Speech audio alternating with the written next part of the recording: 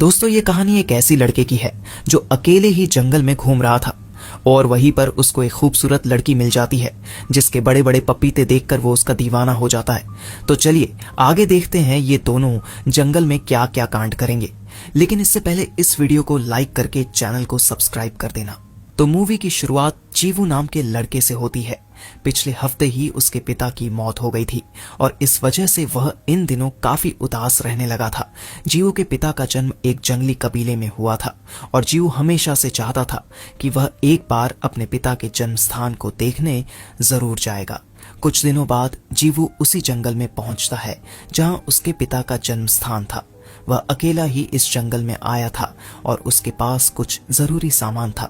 उसके पिता का जन्म स्थान एक ज्वालामुखी के पास था और जीवू पैदल ही आगे बढ़ता जा रहा था। वो जंगल के रास्तों से अनजान था, इसलिए वो रास्ता भटक जाता है। इसी दौरान जंगल में एक लड़की भी घूम रही थी और जीवू उसे देखकर जल्दी से छुप जाता है। उसे जंगल के लोगों से डर लग रहा था, इसलिए वो छुप गया। लड़की के जाने के बाद वो फिर से आगे बढ़ने लगता है। जैसे ही वो कुछ और आगे बढ़ता है, लड़की अचानक उसे पकड़कर गिरा देती है और अपना चाकू निकाल लेती है। जीवू जल्दी जल्दी कहता है, मेरे पास कोई हथियार नहीं है। लड़की को उसकी भाषा नहीं समझ में आती और ना ही जीवू को उस लड़की की भाषा समझ आ रही थी। अब लड़की कुछ सोचकर जीवू का बैग देखने लगती है। लड़की की टांग पर एक तीर भी लगा हुआ था और जीवू उसकी चोट देख लेता है। जब लड़की को जीवू के बैग में कोई हथियार नहीं मिलता तो वह चुपचाप आगे बढ़ने लगती है। आगे बढ़ते बढ़ते जैसे ही वह तीर निकालने की कोशिश करती है, वह अचानक बेहोश हो जाती है। थोड़ी देर बाद जीवू उसे उठाकर किनारे पर ले आता है। किनारे पर उसे एक बड़ा सा घर दिखाई देता है जो सीमा नाम की एक औरत का था। वह जल्दी जल्दी लड़की को अंदर लाकर उसका इलाज शुरू कर देती है। इलाज के बाद सीमा जीवू को बताती है कि यह लड़की माया है। जंगल के कई सरदार माया से शादी करने की कोशिश कर रहे थे, लेकिन वह किसी से भी शादी नहीं करना चाहती थी। असल में जिस लड़के से वह प्यार करती थी उसकी मौत हो चुकी थी। इसके बाद माया जीवू को ज्वालामुखी की ओर इशारा करते हुए बताती है कि वह वहीं के पास रहती है और जख्मी है, इसलिए उसे उसके घर तक पहुंचाना होगा। सब कुछ समझाकर सीमा वहां से चली जाती है। उसके जाने के बाद जीवू अपने पिता की तस्वीर निकाल कर देखने लगता है।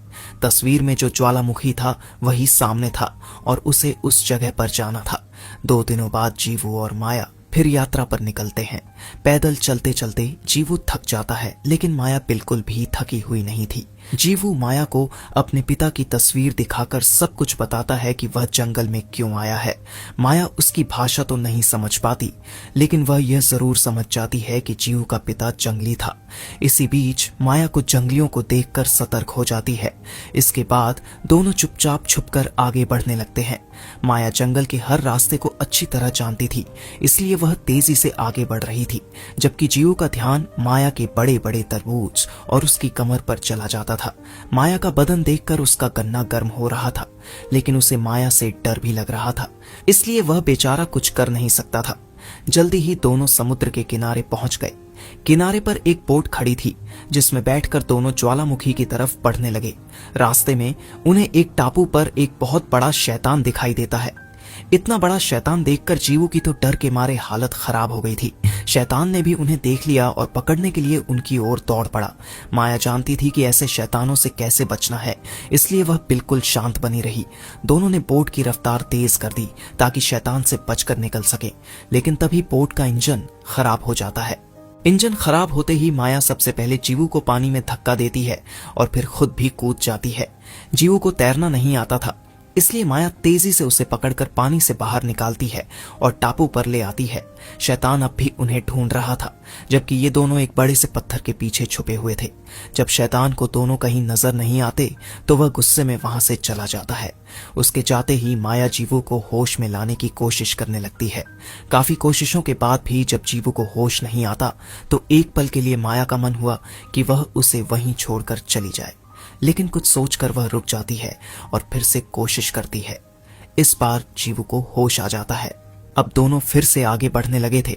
थोड़ी देर बाद कुछ देखकर दोनों के चेहरे पर खुशी आ गई, क्योंकि उनके सामने ज्वालामुखी था जो अब उनसे ज्यादा दूर नहीं था। उसे देखकर दोनों काफी खुश हो रहे थे, लेकिन तभी रात हो गई और उनका सफर अभी भी जारी रहा। रास्ता तय करते करते उन्हें एक बस दिखाई देती है। दोनों जल्दी से उस बस में चढ़ जाते हैं। बस में कुछ और लोग भी बैठे थे जो जंगल के पास वाले कस्बे में रहते थे। ये बस भी कस्बे की ओर ही जा रही थी। बस में बैठे लोग जंगल में काम करने वाले मजदूर थे जो हफ्ते में 1-2 बार ही वहां आते थे। बस का ड्राइवर रास्ते में जीवू से कहता है कि इस जंगल में बहुत सारी खतरनाक चीजें हैं, लेकिन अपने परिवार का पेट पालने के लिए हमें यहाँ आना ही पड़ता है।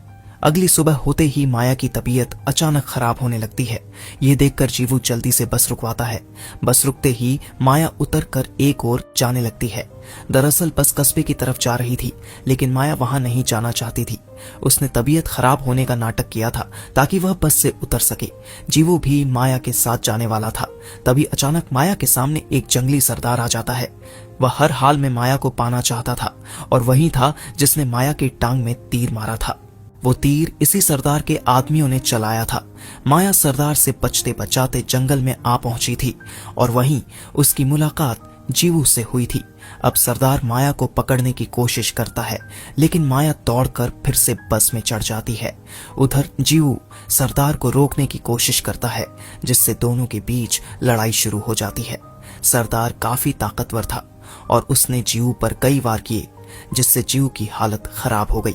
मगर जीवू हार मानने वालों में से नहीं था। वह सही मौका देखकर पलटवार करता है और सरदार को घायल कर देता है। इसके बाद जीवू माया को लेकर वहां से भाग निकलता है। दोनों भागते भागते रेल की पटरी तक पहुंच जाते हैं और फिर एक छोटी सी गाड़ी में बैठकर वहां से दूर निकल जाते हैं।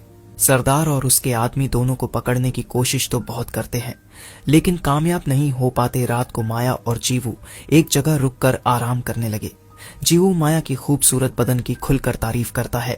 वो उसका दिल जीतकर उसकी गुफा का स्वाद लेना चाहता था। वो जैसे ही माया के करीब जाने की कोशिश करता है तो माया उसे नजरअंदाज कर देती है। जीवू समझ गया था कि माया अपनी गुफा में धमाके नहीं करवाएगी, इसलिए वह उदास हो जाता है। सरदार के आदमी भी उनके पास ही थे। जल्दी ही वह इन दोनों के पास पहुंचकर इन्हें घेर लेते हैं। सरदार घुटनों पर बैठकर माया से प्यार की भीख मांगने लगा। वो माया से शादी करना चाहता था। सरदार का प्यार भरा अंदाज देखकर शायद माया का दिल पिघल गया था। वो उसके पास आकर पहले उसे चूमती है और फिर कहती है कि मैं तुम्हारे गन्ने का रस जरूर निकालूंगी। इसके बाद माया उसके साथ जाने लगती है। जीवू समझ गया था कि माया उसे बचाने के लिए यह सब कर रही है। वह सरदार पर हमला करने की कोशिश करता है, लेकिन सरदार उसे ही बेहोश कर देता है। अगले दिन जब जीवू को होश आया तो वह खुद को जंगल में ही पाता है। जीवू जानता था कि वह माया के कारण ही जिंदा है, इसलिए वह भी अब माया की मदद करना चाहता था। वह जैसे ही आगे बढ़ने लगता है तो उसकी नजर दूर जा रहे शैतान पर पड़ती है। शैतान को देखने के बाद उसकी नजर कई जंगलियों की लाशों पर भी पड़ती है। इन्हें शैतान ने ही मारा था और यह सभी सरदार के आदमी थे।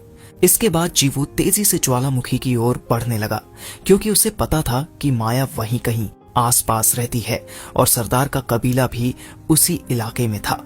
दूसरी तरफ माया गहरी नींद में थी और सरदार उसके सिर पर हाथ फेरते हुए उसे अपने पास रखने का सपना देख रहा था। कुछ समय बाद जब जीवू ज्वालामुखी के पास पहुंचा तो उसका आमना सामना सीधे सरदार से हो गया। जीवू सरदार को खत्म करने के इरादे से आया था ताकि माया को बचाकर अपने साथ ले जा सके। वह जैसे ही सरदार पर हमला करने के लिए आगे बढ़ा, सरदार ने तुरंत पलटवार किया और दोनों के बीच जबरदस्त लड़ाई शुरू हो गई। सरदार ताकत में एक बार फिर जीवू पर भारी पड़ रहा था, लेकिन तभी ज्वालामुखी में अजीब सी हलचल शुरू हो गई। धरती कांपने लगी और चारों ओर गर्म लपटें उठने लगीं, जिससे सरदार का ध्यान भटक गया।